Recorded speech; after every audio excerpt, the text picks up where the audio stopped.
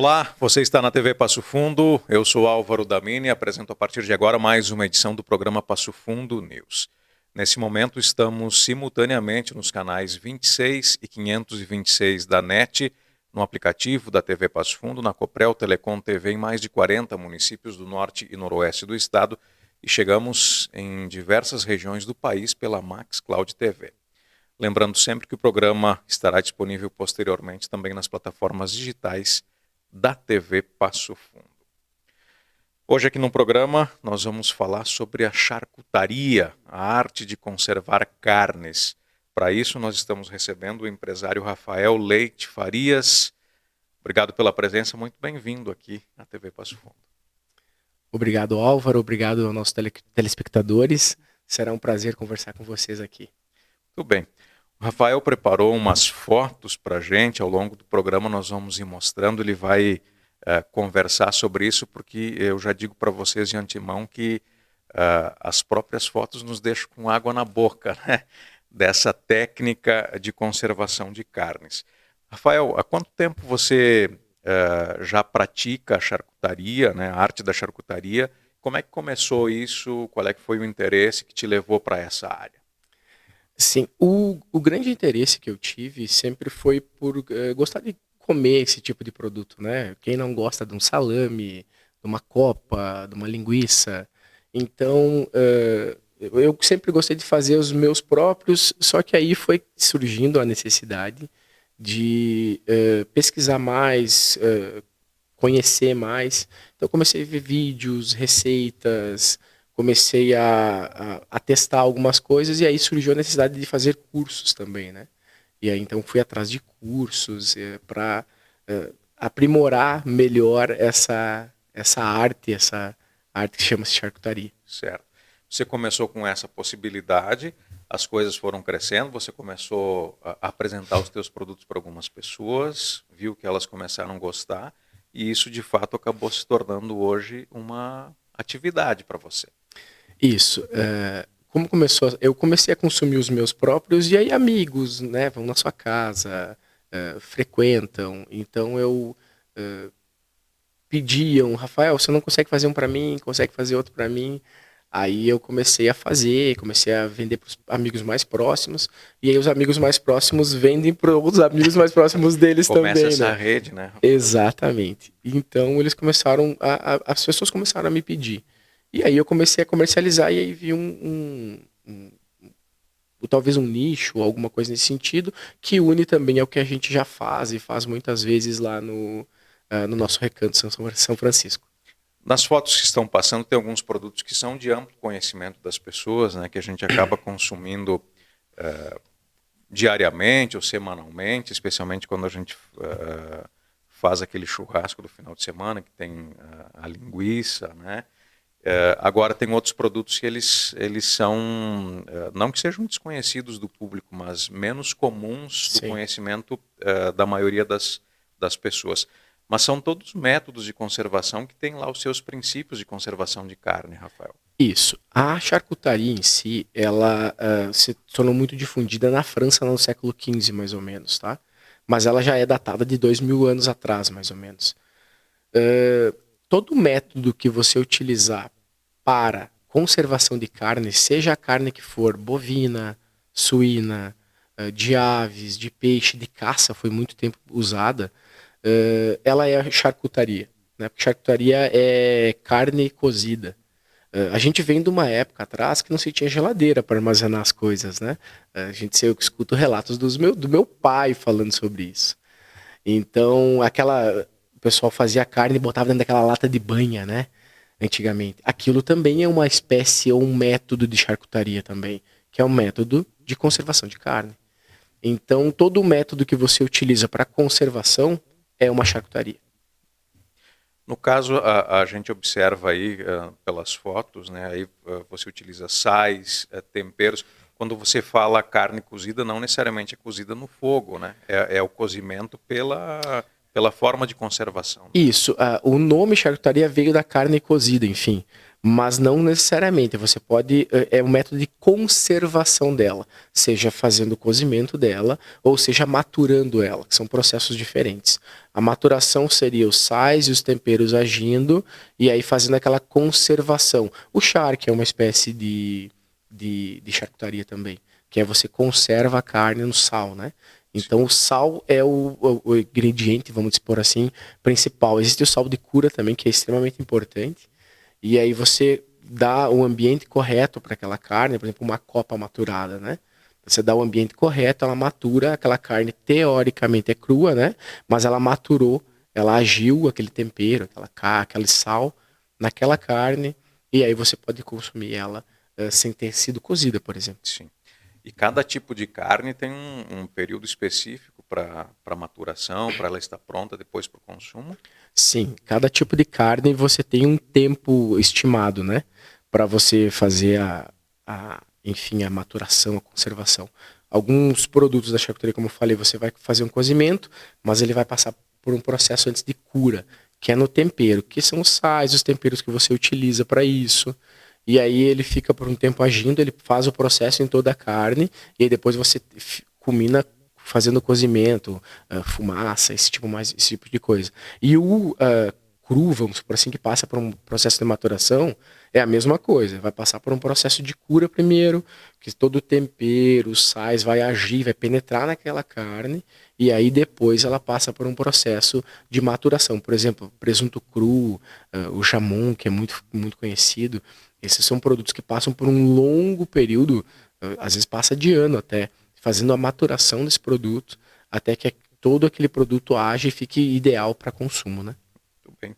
Uma das questões que, inclusive, eu aprendi contigo numa entrevista passada que nós realizamos, sobre os tipos de carne que podem ser utilizados nesse processo. Você falava até, inclusive, no início dessa entrevista também, que lá atrás teve a questão dos animais de caça, mas a gente tem muito hábito de ver a carne suína, que talvez seja mais comum nesse processo.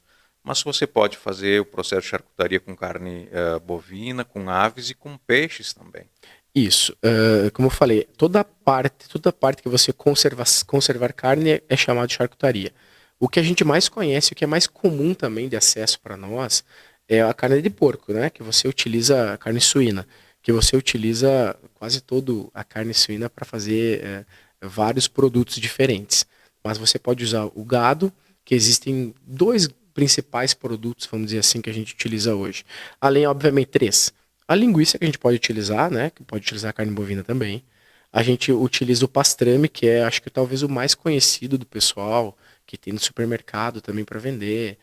O mais comum, é uma carne deliciosa. O pastrame ele é feito do peito bovino. Já encontra alguns derivados dele. Essa imagem que apareceu agora é do pastrame, inclusive. Eles fazem com o coxão do bovino. Mas o indicado e o correto, ou o tradicional, é feito com o peito. E também tem a bressaula, que é feito com, a gente conhece aqui, né, com o tatu. Então você faz. E a bressaula é interessante porque ela é uma carne, entre aspas, crua. Ela vai passar pelo processo de maturação, vai ir os sais nela, ela vai ficar... Sempre o ideal, quando eu falo em maturação, é você ter uma câmara de maturação, tá? Sei que isso não é muito comum de ter, mas o correto seria, que é onde você controla a temperatura e umidade. Você coloca aquele produto lá, você controla a temperatura e umidade dentro daquela câmara e ele vai perdendo peso, né? Que ele vai desidratando, entre aspas, controladamente. Aí você consegue controlar melhor. E aí a bressaula é um do bovino que é cru. Depois ele fica como se fosse um rosbife, vamos supor assim, um presunto. Fica delicioso. A gente conhece até pelo hábito dos descendentes de italianos que frequentam aqui as regiões, que talvez não com esse conhecimento técnico que você está nos falando agora sobre o método de conservação e tudo mais, mas você tem os relatos, né, das famílias anteriores, gerações anteriores, que se fazia, por exemplo, lá o salame e se colocava no porão da casa, lá no interior, para fazer esse processo de maturação. Lá, talvez lá com essas condições, né, não com esse conhecimento, mas lá se utilizava para isso. É que, por exemplo, se você usar... Por que eles utilizavam o porão, né? O porão é um lugar escuro, úmido e tem uma temperatura que não oscila tanto, né? Por mais que seja... Ele tem uma temperatura. Então é o lugar mais ideal dentro das condições que eles tinham para fazer essa maturação, né? Que o italiano a gente vai escutar muito... A gente não vai escutar muito charcutaria deles, né? A gente vai escutar salumeria, que é uma palavra que quer dizer a mesma coisa, só que ela veio do italiano. Sim. Então a salumeria seria mais ou menos a mesma coisa. Então o método de conservação do italiano, do francês e do espanhol, que tem muita coisa, eles são muito parecidos, só que, claro, cada povo, cada nacionalidade adaptava a sua realidade, né? Aquela realidade de antigamente era... a própria cultura que é um pouco diferente entre eles. Exatamente, até a gente vai ver muita questão do sabor mudar bastante. Às vezes o método é muito parecido, assim, mas o sabor muda, o tipo de tempero utilizado muda bastante. Porque, claro, obviamente, vai os gostos pessoais, né? Se falava do pastrame, por exemplo, a preparação dele envolve o quê, Rafael? A preparação dele seria você pegar um peito bovino, né? Você vai, ele vai numa cura úmida, que a gente chama. Você vai fazer uma salmoura, para o pessoal entender mais ou menos o que é. O que vai vários temperos lá, desde pimenta do reino. A charcutaria hoje é quase que impossível você falar que não vai ter sal e pimenta do reino. Esses são básicos. Isso, e sal de cura, né, que a gente utiliza também. Mas são os básicos, vamos supor. Aí você vai utilizar coentro, você vai utilizar zimbro. Você utiliza alguns temperos, você marina aquela carne, você tem que fazer também uma injeção do tempero, você suga ele, né? E faz umas aplicações na carne e deixa aquilo marinando por aproximadamente, vamos fazer uma média de uns 15 dias. Tá? Depois desse processo, você retira, dá uma lavadinha nela, e aí a gente faz uma crosta nela. A crosta é muito particular, tem gente que faz de um jeito, gente que faz de outro jeito. Mas você utiliza muito a cebola em flocos, usa coentro, dá para você usar mostarda em grãos. Então aí vai muito da tua imaginação para você fazer. E aí depois você faz a parte da defumação a quente, que a gente chama. Defumação a quente você tem um defumador, você liga ele numa temperatura específica e coloca a fumaça junto. Essa imagem que a gente Essa imagem que você está vendo, por exemplo, é dentro do defumador. Ali são costelas que estão sendo feitas, costela suína. Mas é basicamente... O processo é esse, O processo é esse. Aquilo que você está vendo ali também é um termômetro, porque daí a gente vai controlando um pouco da temperatura interna para ele atingir a temperatura correta, que a carne fique boa ao consumo, obviamente, né? E aí ele vai passar por um processo de umas 8 horas, mais ou menos, de defumação a quente, que é calor e fumaça. E existe a defumação a frio também, que é sem calor e com fumaça. E depois desse processo, Rafael, essa carne ela pode ficar sem refrigeração? Não, o ideal, assim, com o avançar dos conservantes hoje, até tu consegue por um tempo, né? A gente na charcutaria artesanal não utiliza nenhum tipo de conservante, a não ser o sal de cura, que é um sal natural, né? O ideal é você sempre refrigerar ela. Então, eu termino ela, por exemplo, eu coloco ela num recipiente, fecho, e aí eu coloco na geladeira. Ela fica umas 24 horas lá, e aí depois a gente fatia e entrega aos nossos clientes. Muito bem. Nós estamos conversando com o Rafael Leite Farias, ele é empresário, é proprietário de uma charcutaria, está falando conosco sobre o método de conservação de carnes. Nós vamos fazer um rápido intervalo e voltamos na sequência, conversando mais sobre este assunto.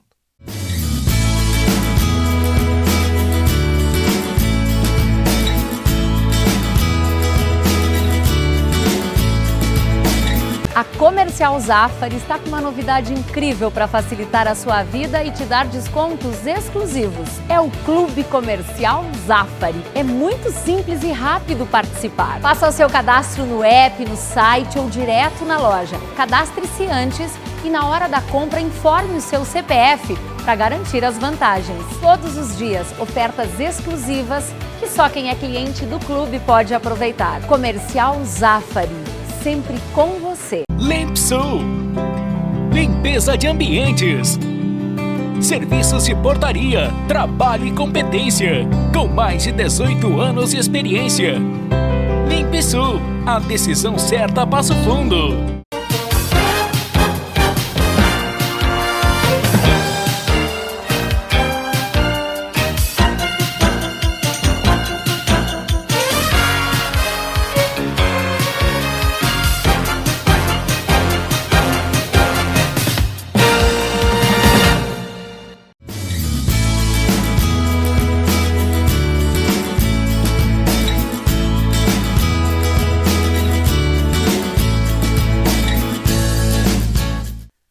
Retornamos com a edição de hoje do Passo Fundo News, nesse programa recebendo o empresário Rafael Leite Farias.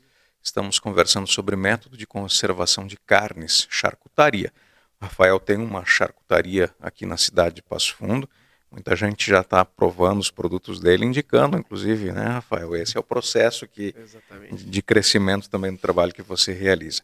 Antes da gente falar mais especificamente sobre a charcutaria em si, a questão do método de conservação, esse da charcutaria, né, que é o artesanal, para o método industrial, quais são as principais diferenças que o nosso espectador pode observar? Claro. A charcutaria artesanal, ela quer dizer o quê? Que você faz artesanal, quer dizer faz com as próprias mãos, né? Então você tem um processo mais detalhado, mais detalhista sobre o produto. Você não utiliza nenhum tipo de conservantes na carne. Eu vou dar um exemplo para o pessoal entender mais ou menos, tá? O que seria um artesanal do não artesanal. Uma linguiça, por exemplo, que a gente come em casa. Muita gente come quase que diariamente ou nos finais de semana. Uma artesanal de uma linguiça comercial é basicamente o que você utiliza dentro dela. Ou o que ela tem lá dentro, né? Desde a carne, né? Na indústria, a gente entende, eles usam tudo que tem no porco, né? E tudo realmente mesmo, vai tudo lá dentro. Então eles moem tudo aquilo. É quase que uma sobra moída ali. Exatamente, né? Obviamente hoje existem alguns produtos mais premiums que não são assim, mas o comum, né? Moe tudo, coloca lá dentro, e aí eles colocam muita essência de temperos, né? Para dar sabor, pra saborizar exatamente, para disfarçar alguma coisa, cheiro, sabor. Eles colocam bastante conservante, né, naquele produto. E quando você corta uma linguiça, você vê que ela é quase que poderia fatiar num fatiador, né? Sim. Ela é bem consistente. Aquilo não é natural da indústria, vamos por assim, é colocado algum produto para que aquilo fique daquela forma. No artesanal é diferente. No artesanal a gente usa só o sal, né? O sal de charcutaria, né? Que é diferente do nosso sal comum. A gente utiliza temperos naturais, né? A gente não coloca essência de nada. E a gente consegue absorver aquela liga, vamos por assim, para que ela não fique esfarelenta, com um processo de espera.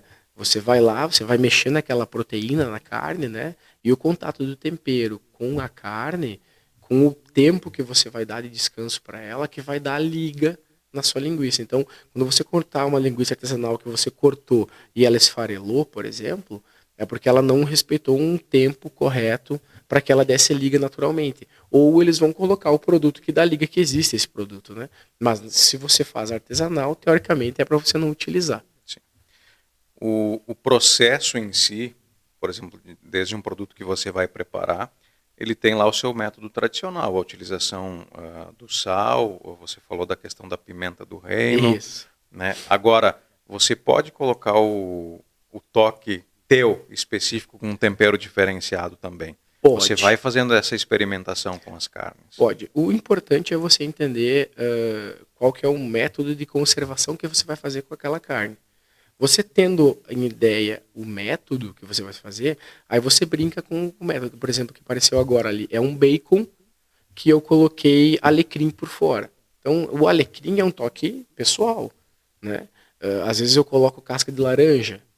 Então, esse toquezinho a mais que você vai tendo com o tempo, você precisa entender o básico e depois você vai, assim, botando o teu toquezinho especial em algum produto, em alguma coisa diferente, mas a maneira de fazer é a mesma, né? Só o saborzinho no final você consegue, com certeza, mexer, vamos por assim, né? Sim. Agora, especificamente para quem quer conhecer o teu trabalho, que eventualmente ainda não conhece, como é que as pessoas fazem para te encontrar? E hoje, por exemplo, você tem, até pelas características, é uma produção um pouco mais limitada. Daqui a pouco eu não vou conseguir chegar lá e adquirir o produto que eu quero. Eu preciso encomendar? Como é que funciona isso, Rafael? Isso. Como são produtos artesanais, a gente tem produções semanais de produtos diferentes. Então, os clientes sempre vão ter acesso do que a gente tem disponível na semana, Ou o cliente vai entrar em contato comigo, por exemplo, e vai dizer, Rafael, eu gostaria de adquirir pastrame. Aí eu vou dizer, talvez, ó, eu não tenho agora, mas na próxima semana está pronto, eu já deixo agendado, já deixo tudo prontinho para entregar para aquele cliente, né? Como é que o cliente consegue nos contatar? A gente tem as nossas redes sociais, né? Que é o Instagram, que é Real Charcutaria Artesanal. E a gente também tem o Recanto São Francisco PF, que é a nossa propriedade rural, né? Pode entrar em contato por lá e pode entrar em contato pelo Real Charcutaria Artesanal também, diretamente. Aí nesses dois canais. Nesses dois canais as pessoas vão encontrar os produtos, enfim. Isso, lá eles vão ver fotos e tudo mais, né? Agora, certamente você hoje também já tem um ritmo de produção maior do que era 3 ou 4 meses antes, e você sabe que esse ritmo também ele vai acelerar cada vez mais. Claro, aí a gente vai entendendo também os produtos que têm mais saída, né? Então, tem produtos que às vezes saem numa época, outros em outra, e tem produtos que saem quase que diariamente, vamos por assim. Aí, obviamente, esses a gente tem uma preparação, um estoque um pouco maior, né? E talvez assim a realização maior para você é ouvir um comentário elogioso sobre um produto que você fornece. Ah, sem dúvida, né? Porque a charcutaria é nada mais do que você pegar um pedaço de carne, trabalhar em cima dele, né? E transformar ele na tua arte, né? Na realidade, você é um artesão de carnes. Então, quando a gente faz alguma coisa, alguém experimenta e acha e elogia, acho que não tem algo melhor, de satisfação melhor do que no teu trabalho, do que alguém elogiar aquilo, né? Ainda mais comida, né? Sim. Ainda mais comida. E a gente observa essas fotos que o Fernando está colocando no ar agora, Rafael, e elas encantam os olhos, né? Você se alimenta primeiro da beleza dos produtos propriamente do que do sabor. Eu acho que isso é um complemento também. E como é artesanal, né? Tem esse trabalho, né? Você mexe com ele, você produz aquilo para que ele fique, obviamente, bonito também, né?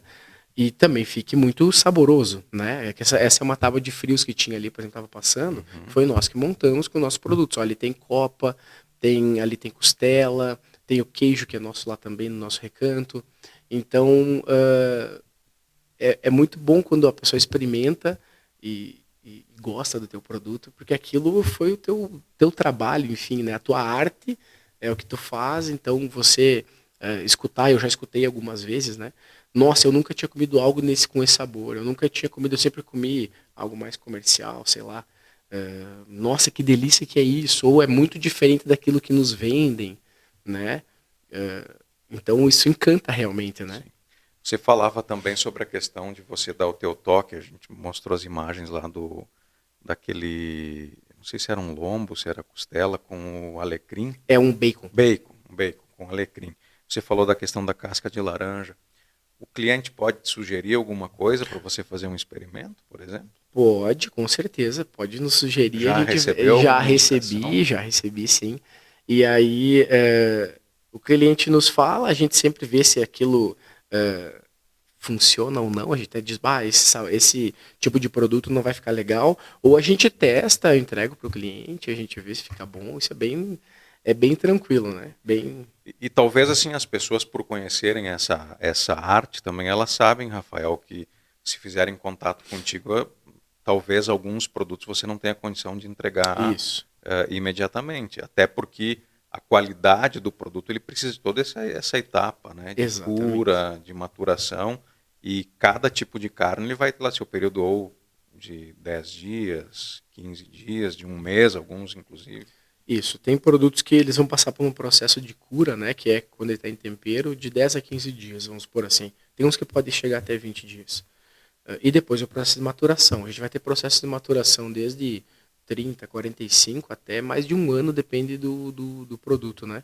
Por exemplo, um salame. Salame que eu comercializo e vendo, ele passa por um processo de 60 dias de maturação.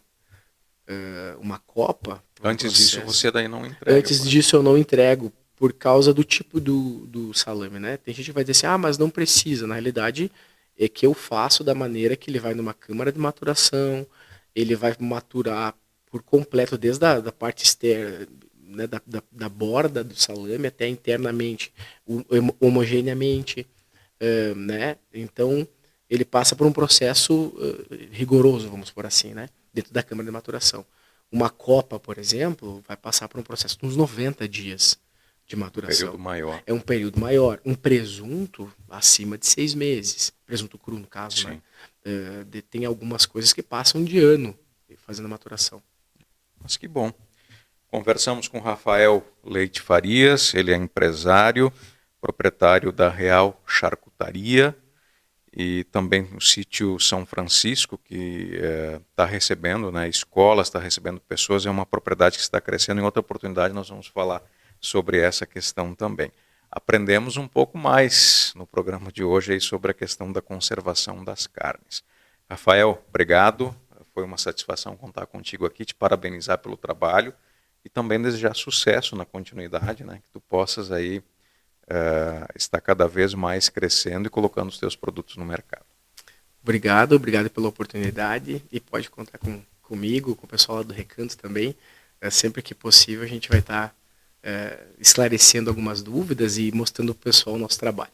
Tá certo.